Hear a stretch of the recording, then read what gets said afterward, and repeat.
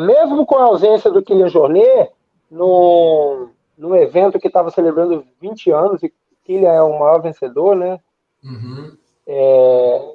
A disputa não, tipo, não se ressentiu da ausência do Kylian Jornet. Sim, Você notou isso? notei que o nível estava muito alto, a gente tinha vários grandes nomes, né? O Tom Owens era o Tom Evans. Owens é o já não corre mais. O Tom Evans era um cara que prometia bastante também, né? Que tinha uma grande expectativa com ele. Ele estava entre os três primeiros.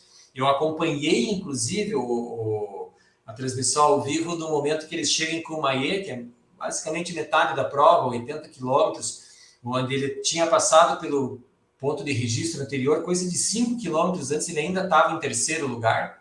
E chegou o Jim, chegou o Zeg, cadê o Tom? Cadê o Tom? Nada do cara aparecer. Chegou o Mathieu, que estava em quarto, eu acho, e aí começou a chegar o Pocatel, chegou o Miguel Eras, que também abandonou depois, que é um outro fenômeno do trail, o Miguelito. É. Então era um cara que prometia bastante, então a gente tinha muitos nomes fortes, né? O próprio Germain Granger, que ficou em terceiro, o Ludovic Pomeré, que veio lá de trás, cara, que é o cara que ganhou a CCC Chegou em ano 15. passado.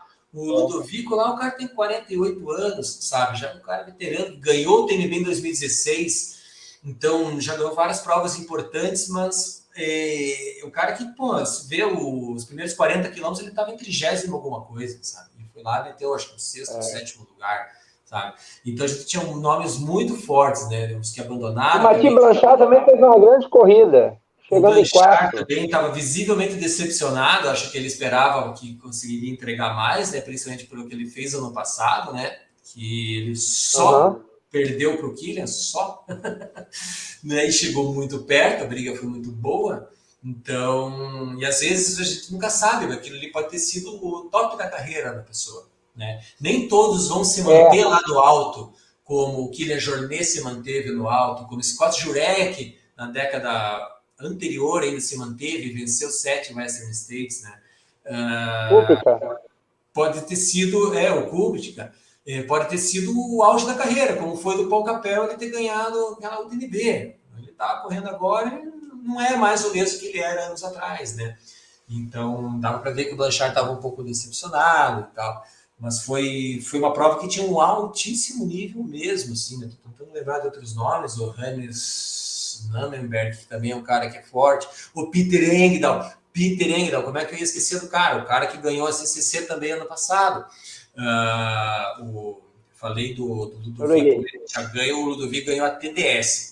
O Peter Engdahl ganhou a CCC no ano passado, que era a primeira prova também de 100 milhas dele agora. Tinha uma super expectativa, que também tinha ganho a Eger Ultra Trail, alguma coisa assim, dias atrás, né, semanas atrás. Então, um cara fortíssimo também, pô, chegou lá, né? E com uma grande expectativa. Tinha muitos nomes importantes. Então, o Kylian sempre vai fazer falta pra gente, né, cara? Nas provas, que realmente o menino, que não é mais tão menino, dá um show. Mas. Eu acho que tem uma outra coisa, ô, Jorge, que é a dinâmica da corrida quando o Kylian está presente, assim como a dinâmica da corrida, dessa corrida, ela determinou, tanto para o Grangier como para o Blanchard, até o Blanchard quebrar cedo, foi uma coisa do ritmo que estava na frente. O Kylian, ele mexe muito com essa coisa do ritmo. Então, na verdade, você vê ali que eles estão 4, 5, mas eles estão quebrando 50 atrás, Isso. deixando o Estão prato feito selecionando, para né? eles. É, Eles vão selecionando. E é que nem o pessoal faz no ciclismo, né? Um campeonato mundial de ciclismo. Vai dando exatamente. ou numa clássica, vai dando pancada atrás de pancada para deixar os caras que são fortes fazer os caras quebrar antes, né? E o Kylian, ele é muito mental nisso aí, né? Ele joga um xadrez na prova, e ele sabe o momento, ele tá com ele na cabeça, ele sabe quem tá atrás, aonde tá, E o e ele Kylian tem fala uma assim, tem um cara característica que. também. E o Kylian tem uma característica também nas provas longas que é dele não gostar de correr sozinho. Ele diz que gosta de correr com o pessoal. Então, todas as provas que você observar, todas as provas que o Kylian ganhou, exceção da primeira em 2008, todas as UTMBs que ele ganhou, Ele sempre gostou de correr em grupo. Teve um ano que ficou muito emblemático, que se não me engano foi 2013 ou 2012, não me lembro bem, que ele correu junto com o Iker Carreiras e com o Miguel Eras quase que a prova inteira, os 3 da sala. Aquelas roupinhas coladinhas, branquinha com vermelho, bem old school. Imagina, a gente está falando de 2012, já é old school. E ele correu a prova inteira com os caras e só largou na última subida, sabe? Tem várias provas. O próprio Giliardi comentou isso comigo do K42 Patagônia, que o Kilian correu e ganhou aqui, que acho que foi 2011, que o Giliardi correu. O Kilian correu com o Giliardi a prova inteira. Chegou lá no Cerro Baixo, lá em cima, faltando 5 quilômetros. O Kilian olhou para o Giliardi, a hora me foi. Saiu que nem um cabrito morro abaixo, assim, sabe? Então, porque ele não gosta de correr sozinho, porque, então, é um pouco disso, dessa estratégia que você tá ali com alguém, você tá sobrando, cara, tá sobrando, né? E ele fez isso também ano passado com o Mathieu, né? O Mathieu também estava super bem, chegou a hora que falou, Mathieu, a hora me foi. Tá. Obrigado pela companhia, pelo bate-papo. E aí segue o baile, né? Vamos que eu vou atrás do meu aqui. A gente está falando da UTMB, o evento principal, mas a gente tem. Sabe o que quer dizer tem o TDS também, que é a prova mais difícil, né? Todo mundo fala assim, o UTMB, mas o TDS ele tem. Bom, deixa eu só dar o dado aqui. A UTMB agora está com um percurso de 171 quilômetros, com 9.963 metros de ganho de elevação. A TDS, ela está com 145 quilômetros, com 9.176. Uhum. É duríssima. O tempo, é uma subida menos só. Mas passa por trechos diferentes, né? Isso, passa por trechos mais duros. O tempo do primeiro colocado é praticamente o tempo do primeiro colocado de um da outra. O Christian Mayer, que é ex-ciclista profissional, isso. Rodou na Garmin Sharp, fez 19,36 contra 19,37 do Walmsley, com a diferença aqui de 35 km a mais. E ex-ciclista de Tour, de Vuelta e de Giro, né? Sim, grande ciclista, contra-relogista. Foi um. E que deu uma polêmica declaração que diz que pedalar era fácil, difícil foi correr a TDS. É isso aí. Ele mandou. Pedalar profissional era fácil. Meus amigos ciclistas ficaram tudo. Vai lá então, né, cara? Não, a TDS é duríssima mesmo, a TDS cuja primeira edição foi vencida pela nossa querida Fernanda Maciel no longínquo ano de 2009, sabia? Fernanda Maciel tem uma TDS, devia ser outra distância ainda, era a distância intermediária entre a CCC e a... Era 130, né? Era uma coisa assim, sempre foi conhecida por ser mais dura e sempre foi conhecida por ser a galera que não pegou vaga na UTMB, a galera falava, olha, não tem para UTMB, mas tem na TDS, que sabe? Então, antigamente era assim. Mais ou menos, Era o consolo da galera, né? Não conseguia na UTMB. Isso, era dessa base do consolo, assim, vem correr essa aí, ó. Era uma roubada, né? Porque sempre foi a prova mais difícil que eu UTMB. Boa. Eu tenho outros destaques aqui, ó, descendo as distâncias, lá no... Só para o pessoal que não conhece, o TDS quer dizer as trilhas do Duque de Savoia. Isso. Les Traces do Duque de Savoia. E a CCC, que é de 100 km. A CCC, que é as siglas das cidades onde passa, que é Courmayeur, Champé, que é uma lagoa, né? E Chamonix, onde chega, ela tem 100 km com 6.156 de altimetria acumulada. Dakota Jones foi terceiro colocado aí. Acompanhou essa prova? Acompanhei um pouco, torcendo sempre pelo Dakotinha, porque, eu lembro do Dakotinha, quando ele tinha 19 anos, ele assombrou o mundo quando ganhou a Transvulcânia, se não me engano, em 2012. piazão de tudo, né, cara? Guri, moleque, tá? E um dos poucos caras que já venceu o Kilian Jornet numa prova longa, né? Foi nesse caso aí, nessa Transvulcânia de 2012. E ele e o Daene, eu acho que são os dois únicos que já bateram o Kilian Jornet em provas na Europa, né? Teve o caso também da Western States, né? Que o Jeff Royce, em 2010, e o Anton Krupka chegaram na frente do Kilian, né? Na Western States.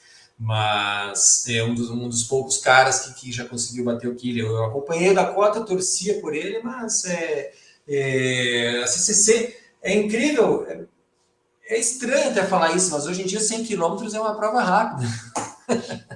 A galera tá 10 horas, cara. A galera tá voando. 10 horas de prova com 6.156 10 horas de prova, 100 km com 100 km. O que é isso, sabe? Você vê as imagens dos caras, os caras estão correndo muito, cara. Os caras estão correndo muito. Mas as descidas são muito rápidas, né, cara? Os caras fazem uma miséria.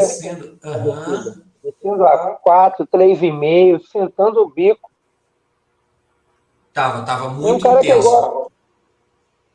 Tem um cara que eu gosto muito, ganhou a OCC. Você acompanhou o Stian Angermund? O Stian Angermund, eu assisti inclusive também umas entrevistas com ele, e ele, campeão mundial, né, cara?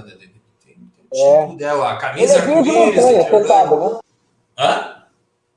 Você sabe que ele ganha vida profissionalmente como guia de montanha, né? É verdade. E ele é um cara que ficou, assim, digamos, mais conhecido de mídia nos tempos daí da Golden Trail Series, né? Era atleta da Salomon e saiu e foi para a ASICS esse ano junto com a Sara Alonso, que também Sara Alonso ganhou, ficou alguma coisa lá numa dessas provas curtas lá. Sara Alonso, ela chegou em terceiro na prova de 15 km, já está voltando de lesão.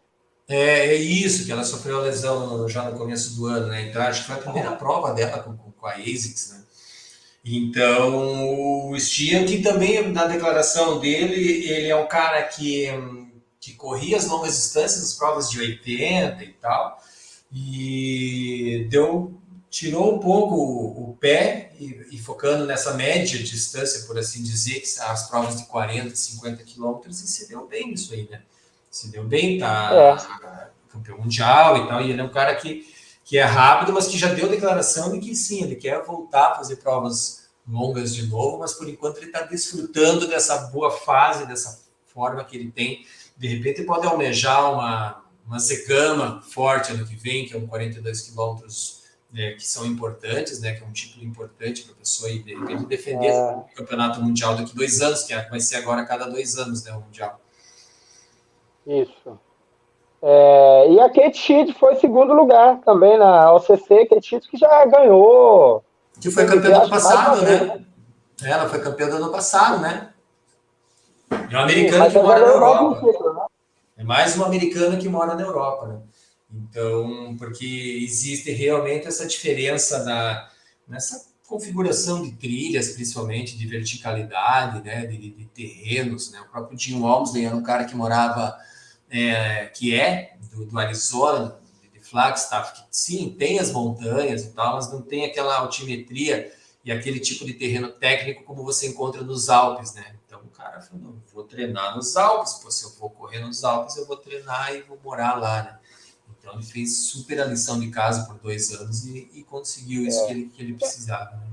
Que ele queria. Tem uma coisa que é interessante, quando a gente fala de Western States e principalmente Hard Rock, é que tem trechos da Hard Rock e de muitas corridas americanas que elas não têm trilhas perceptíveis, elas são linhas. Isso, né? Só as bandeirinhas ali. E a UTMB não tem. A TDS até tem, mas a UTMB é toda trilha. E tem lugar que é tipo calçada, né? Os caras empilharam a pedra, passaram um negocinho ali. Então, se torna bem mais corrível do que por exemplo, você fazer uma hard rock. Sim, tem. Tanto que o slogan da hard rock já diz tudo, né? Wild and tough, né? Selvagem e dura, né? Porque tem esse aspecto bem de selvageria mesmo. Existem diversos documentários no YouTube. que mostra, um deles muito bom, que mostra a trajetória do Tim Olson, que também é um cara, o Tim Olson é um cara que ganhou o Western States, eu acho que 2015, alguma coisa assim, um cabeludão barbudo, esquisito também, como boa parte dos ultra trails norte-americanos. Um documentário muito bom que mostra ele na Hard Rock em um ano mais recente, quando ele já tinha saído da North Face e já estava com a Adidas, que é a equipe que ele está agora, que recentemente, um ano, acho que passado, ele bateu o recorde da Pacific Crest Trail, que caiu agora de novo, outro cara que bateu. Enfim, esse documentário é um que eu recomendo para quem estiver ouvindo a gente, assistindo a gente, procure por Hard Rock, Tim Olson. É um documentário muito bom que mostra com detalhes como é que é essa questão da Hard Rock, de como ela é selvagem, como ela não tem nada, como ela é perigosa, porque tem as tempestades lá no alto da montanha e tal. É uma coisa que é uma prova com mais altimetria e com mais dificuldade que a UTMB, e ela é solitária, por assim dizer, né? No TMB teve uma virada de tempo lá, você viu a tempestade? Teve aquela neblina danada lá, inclusive o pessoal chegou a cogitar que o Tom Evans tinha se perdido, tinha errado algum caminho lá em cima, porque ele não apareceu no PC, e as pessoas que estavam chegando depois, todo mundo perguntando, passou pelo Tom, então passou? Não passei, não passei. No fim, o cara estava estirado no canto lá, porque ele passou mal mesmo, dele, hipotermia e tudo, né? Ficou lá 10 horas no hospital, uma parada assim. Ele não se manifestou muito a respeito. Sim. Ô, Volpão, o TMB Paraty, o que você está vendo? Como você está vendo? Estou vendo como uma grande oportunidade, eu vejo talvez assim como um grande divisor de águas do momento, assim, sabe? Acho que nós tivemos alguns divisores de água já,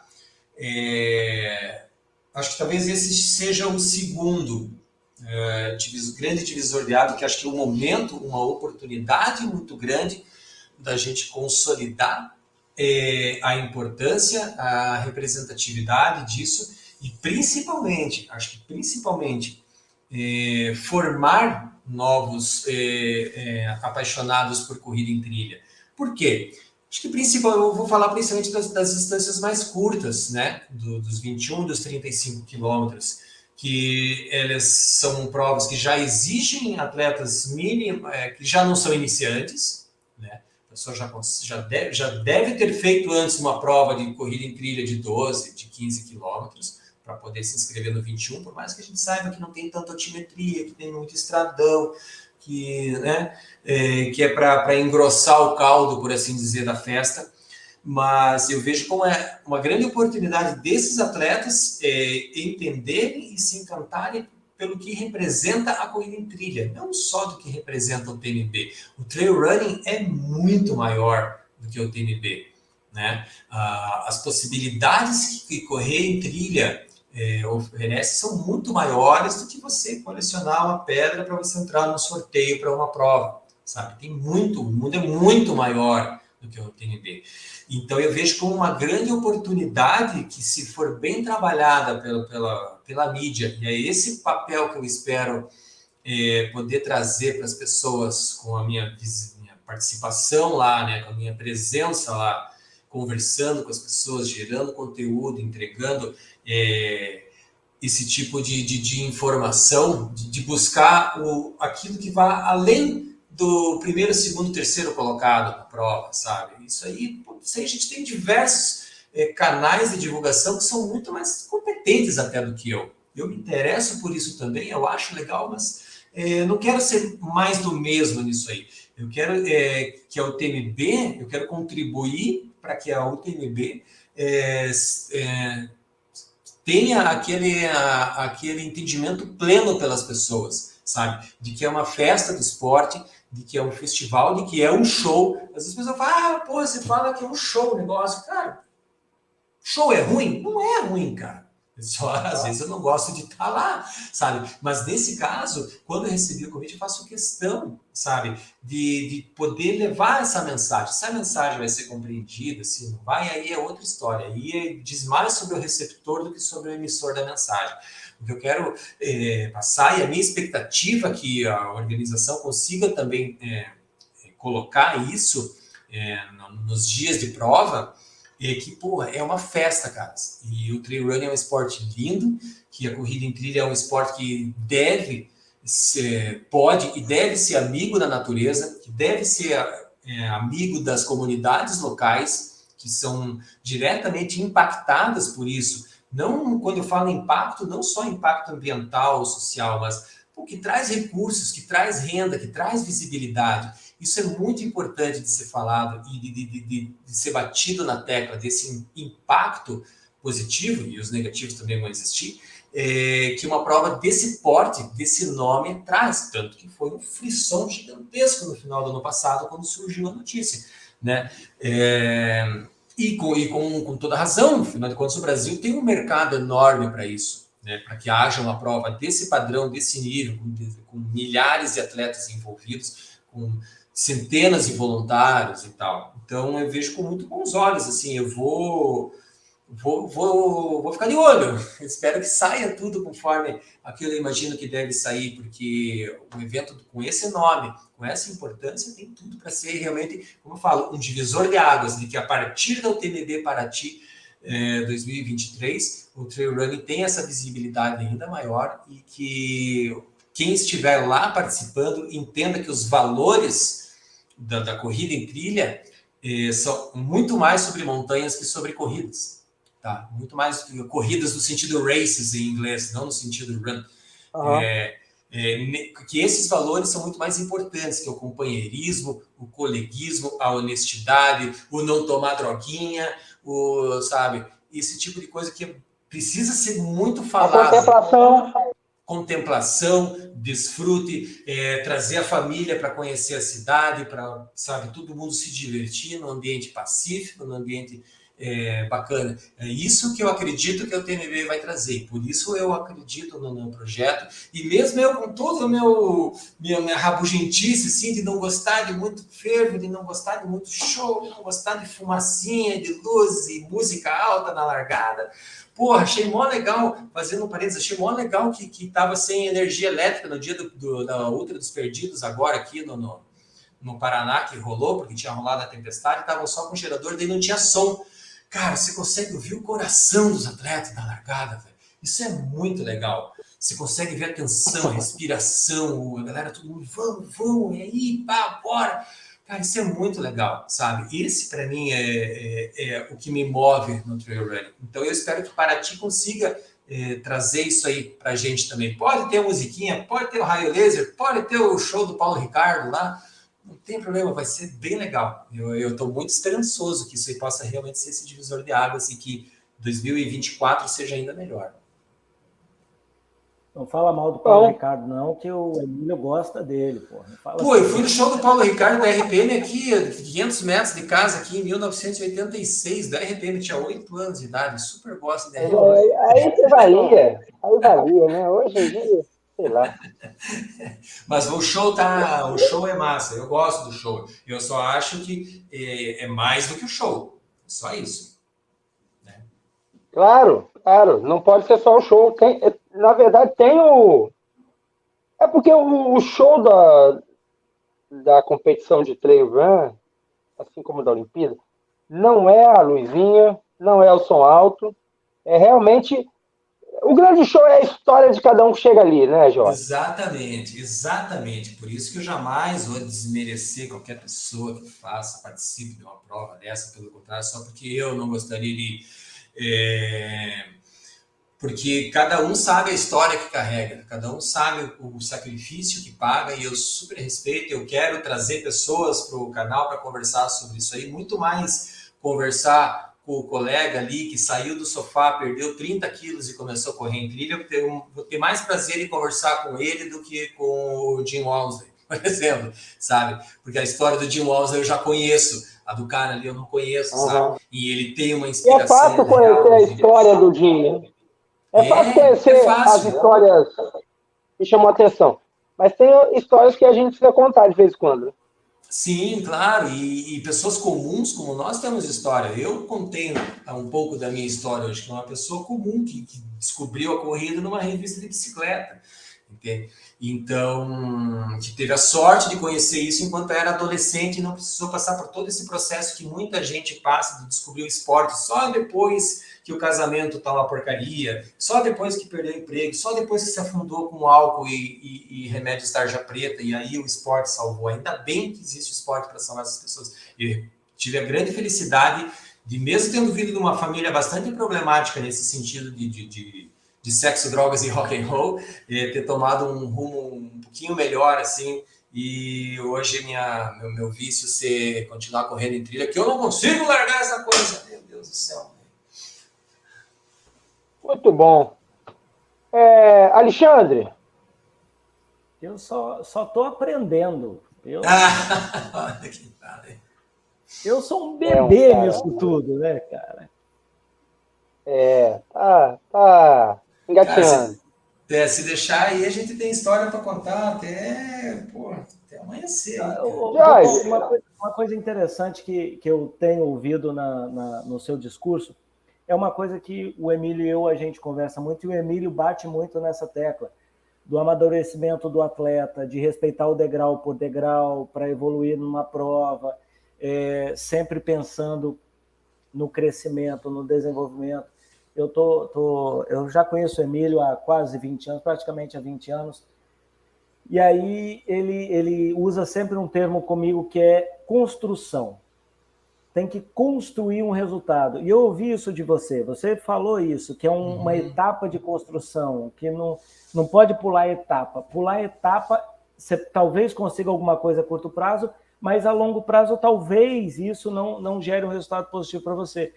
E as coisas estão tão bem alinhadas entre você e o Emílio, que as coisas que você foi falando do ultra, do amadurecimento, da construção do atleta, do desenvolvimento do esporte, é uma coisa que o Emílio e eu, a gente conversa muito, ele, né, vai conversando muito comigo nas nossas gravações, nos nossos encontros, nas nossas trocas que tem, até nos nossos treinos de corrida. Essa experiência, esse desejo que o esporte se desenvolva, isso é muito legal, cara. Eu venho do ciclismo, o ano que vem vai fazer 40 anos que eu corri meu primeiro campeonato de bicicross. Então, assim, eu estou entrando agora na corrida, vai fazer um ano que eu tô correndo. Então, assim, eu sou bem bebezinho, mas a riqueza que vocês trazem para o esporte, e como você mesmo se designou, uma pessoa comum, né? Uma pessoa normal, aspas, aí, né? Ordinária. Mas, assim, cara, são histórias fantásticas e muito peso, e isso é legal nas competições. Não só o primeiro, segundo, terceiro, que é uma coisa que o Emílio fala também. Cara, cada um, o que cada um fez para chegar até ali, a história de cada um, o que levou cada um a fazer isso é muito sensacional, cara. Isso é o esporte, é o que eu costumo dizer, isso é o esporte. Sim. Tá? Igual você falou, sem droguinha, sem subterfúgios, sem nada. Cara, quando você põe para fazer um esporte, qualquer que seja ele, mas na corrida especificamente, tive o prazer de correr aí com o Emílio 24 quilômetros, fazer uma corrida. Cara, chega uma hora, e você sabe muito melhor que eu disso, que é só você.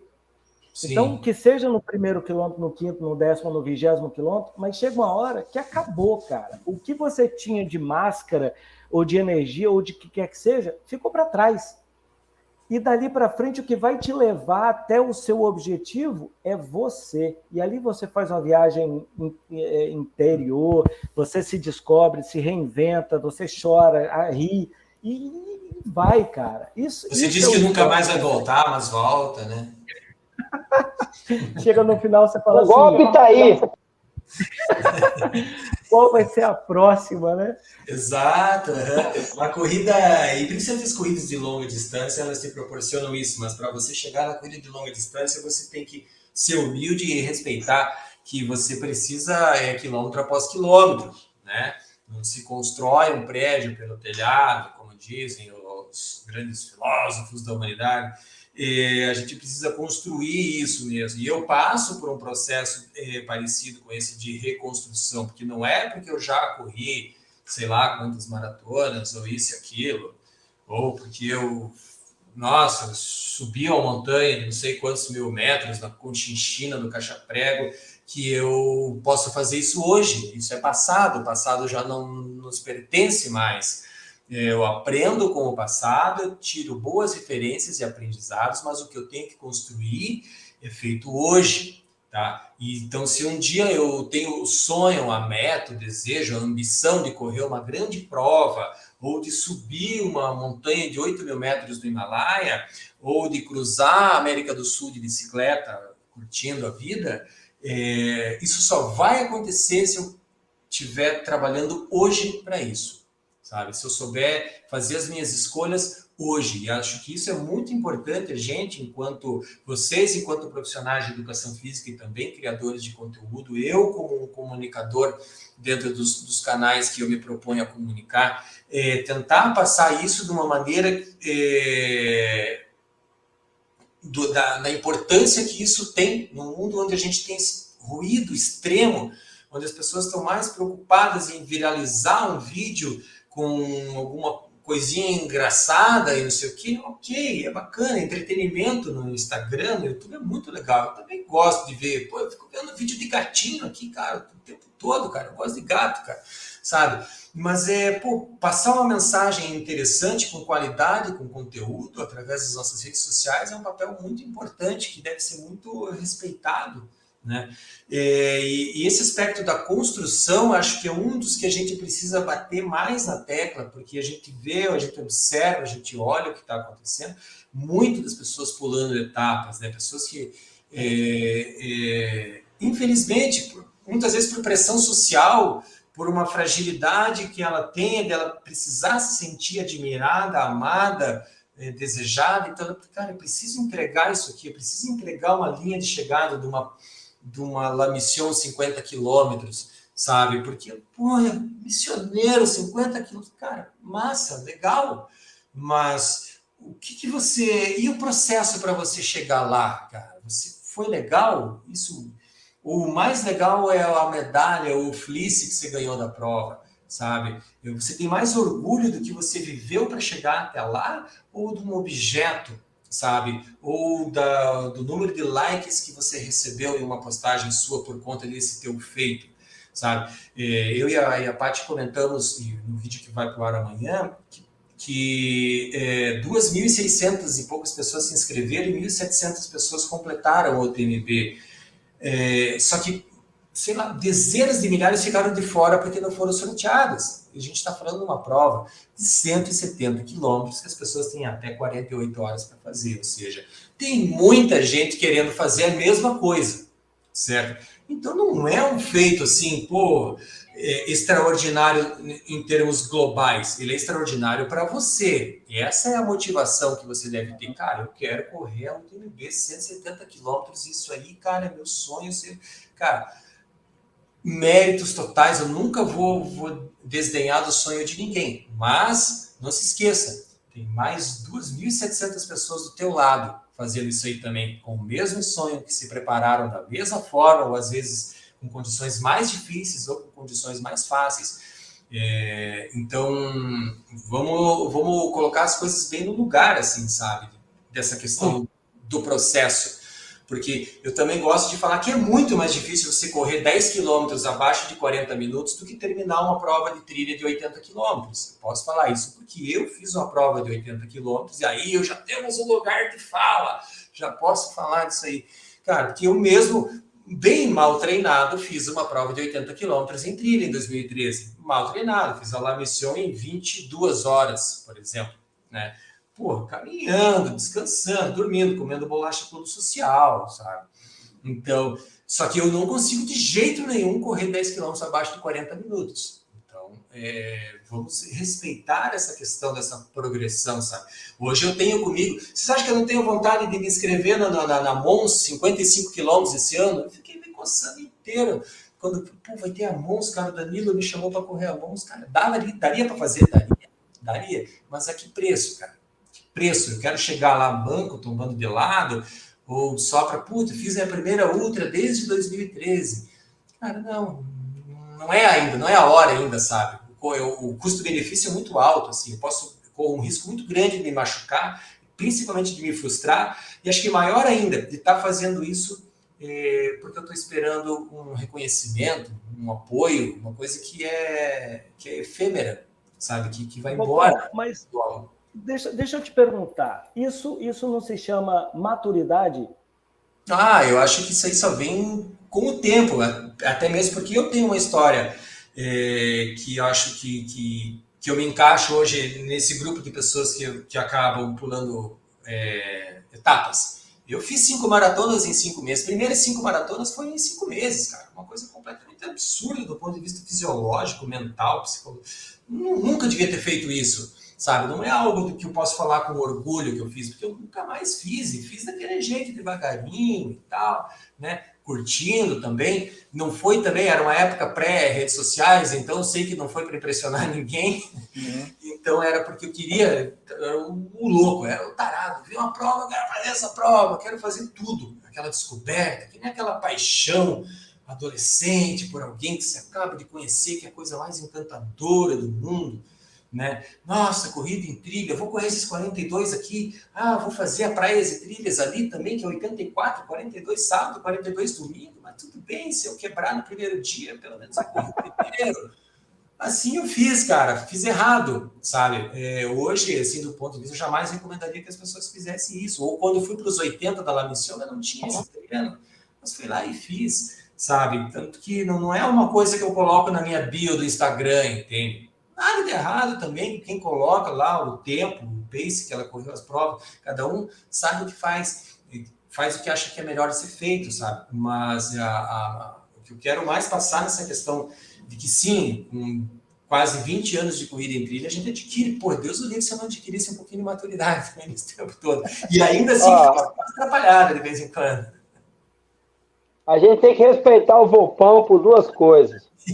Muito. Primeiro, porque ele chegou na corrida de montanha, de trilha, já sendo montanhista. O Volpão já esteve no Campo Base do Aconcagua. Já tive alta montanha, né? Eu vim do montanhismo. A corrida para mim sempre funcionou como uma maneira de me manter fisicamente preparado para ir à montanha. Isso para mim sempre ficou muito claro, assim, sabe? Não é porque eu corria na rua lá nos anos 2000, nos anos 90, para correr os 10 km abaixo de 40 minutos, coisa que eu nunca consegui. Era porque, vou dar uma corridinha aí, que se eu correr aqui, eu consigo subir melhor aquela montanha, sabe? Sem sofrer, enquanto meus amigos ficavam lá... Diminuiu o perrengue, né?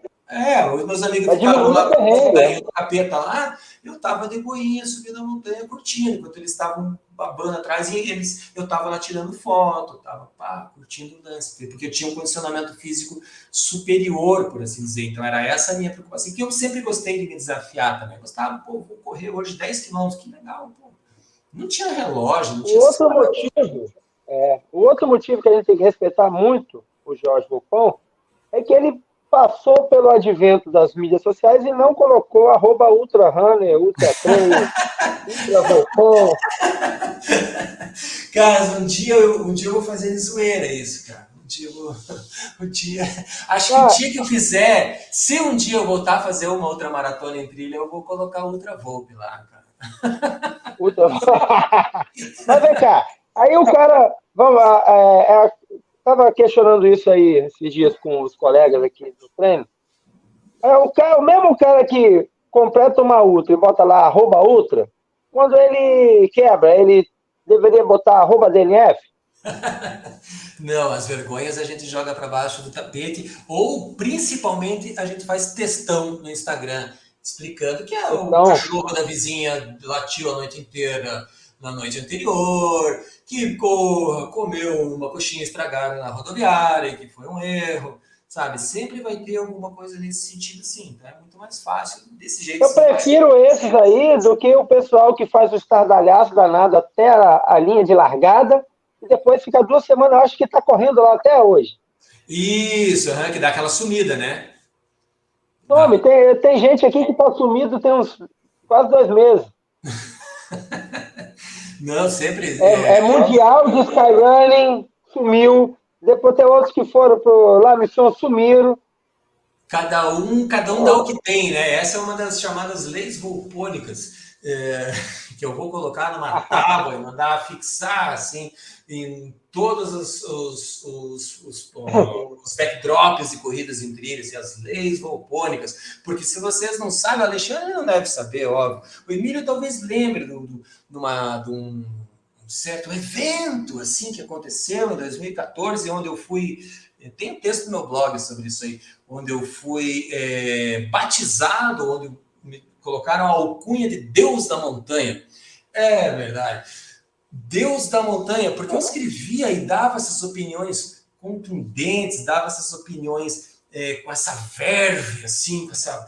eu era muito mais, acho que ácido naquela época do que eu sou hoje. Hoje eu sou uma pessoa tranquila, que olha, eu sempre... né?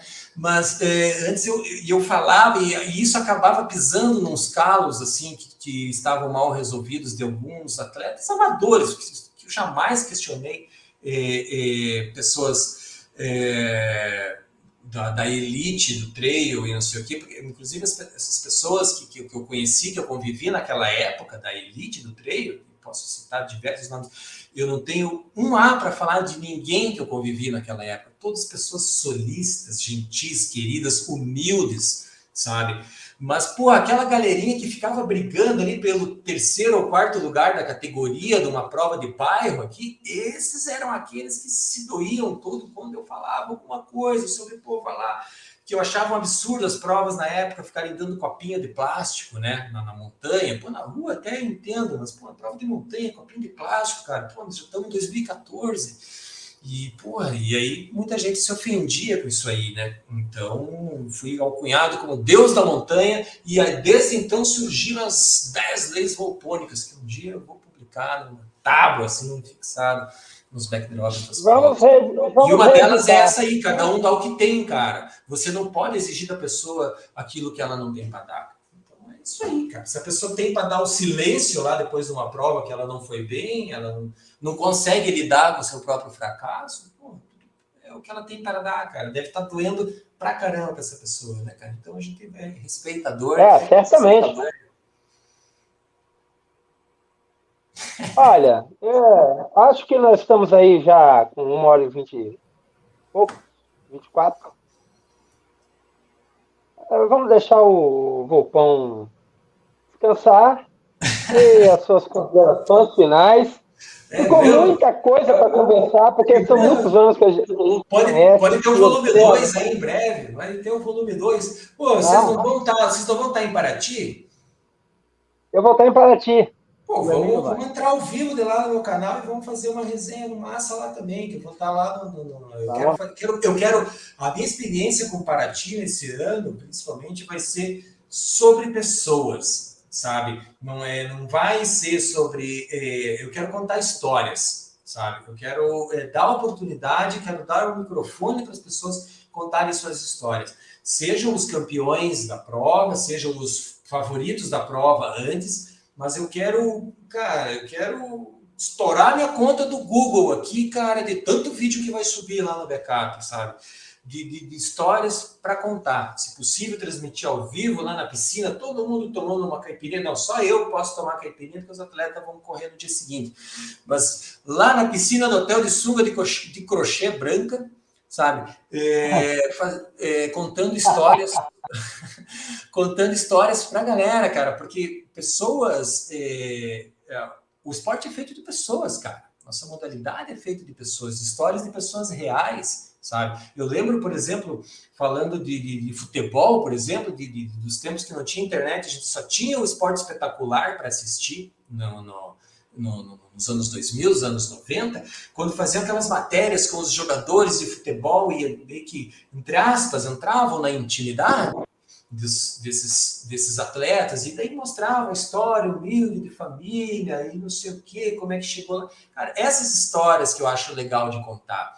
Aquilo que é uma coisa que é um pouco diferente, assim, sabe? Pô, saber do resultado lá que o fulano teve, a expectativa dele para a prova e tal, é bacana, mas eu quero saber por que você escolheu esse tênis aqui, cara? Qual que é a tua de tu escolher esse tênis para correr, sabe? Por que você veio correr essa prova, sabe? Só porque ela é importante, ou porque ela vai te pagar uma grana, ou porque não sei o quê. Como é que você começou a correr? Uma conversa na profundidade, na intensidade como essa que nós tivemos hoje, onde eu, como convidado aqui, pude me manifestar livremente, contar a minha história, a minha vida, as minhas impressões. Então, eu quero também dar essa oportunidade para as pessoas. Hoje, por exemplo, um grande aprendizado para mim aqui nessa conversa com vocês, por conta disso, por deixar o convidado à vontade, como eu tirei até a roupa aqui, eu estava com frio de casaco, tô de camiseta só agora, para poder conversar sobre isso aí. É isso que eu quero trazer de Paraty. Então, Emílio, prepara tua sunga de crochê branca aí também, que nós vamos fazer parzinho lá, para nós conversar sobre isso aí na beira da piscina. Vamos sim. A gente precisa fazer uma outra parte, tem muitas coisas para a gente conversar. Tem as Montanhas do Paraná, tem a parceria aí com a Paty Fontana, que é uma coisa assim que eu quero... Vamos botar para rodar isso aí, eu estou sempre à disposição aí de vocês. Que é, a sua relação com treinos e treinadores, que um dia eu quero conversar com você sobre isso. Exato. Exato, tem bastante coisa. E também você contar de onde nasceu essa coisa de tirar foto pelado na montanha, mas vai ficar para uma próxima vez. Tá bom, daí da Quando próxima o Alexandre falou assim, sinta-se em casa, eu falei assim, não conhece. Aqui, eu espero ter a foto impressa e botar aqui uma telinha para vocês aí, já para colocar para todo mundo ver. Mas quem estiver curioso, de verdade, é só entrar, @George Volpão, antes que eu mude para Ultra Volp, @George Volpão, tá lá, tem foto do jeito que eu vim ao mundo. Quer dizer, geralmente as fotos são de tênis, mas é na montanha, então tá tudo certo. E também acessar o blog, o canal cascalho.cc. Canal cascalho.cc, o meu blog www.georgevolpão.com.br, com mais de 500 textos publicados já desde 2006, e que está bem devagar, estou escrevendo muito pouco esse ano, que eu escrevi mesmo foi meu relato da Ultra dos Perdidos, que foi um evento muito especial para mim, que acho que foi aquele que me despertou novamente a vontade de estar presente nos eventos de corrida em trilha, que o grande Emílio já teve a oportunidade de participar. Nessa fase que eu estava na minha top. Olha isso, ó. Que camiseta aí, cara. Olha que ano que é isso aí, Isso aqui é 2018 ou 19 da Araçatuba Half Marathon. Da Araçatuba Half Marathon. A Araçatuba Half Marathon ocorria a primeira edição, acho que em 2013 ou 2012, eu acho, mas em 2018 eu estava na minha concha lá, fechadinho. Tava ausente. Mas é isso aí, senhoras e senhores. Muito obrigado. É isso aí. Muito obrigado, Grupão.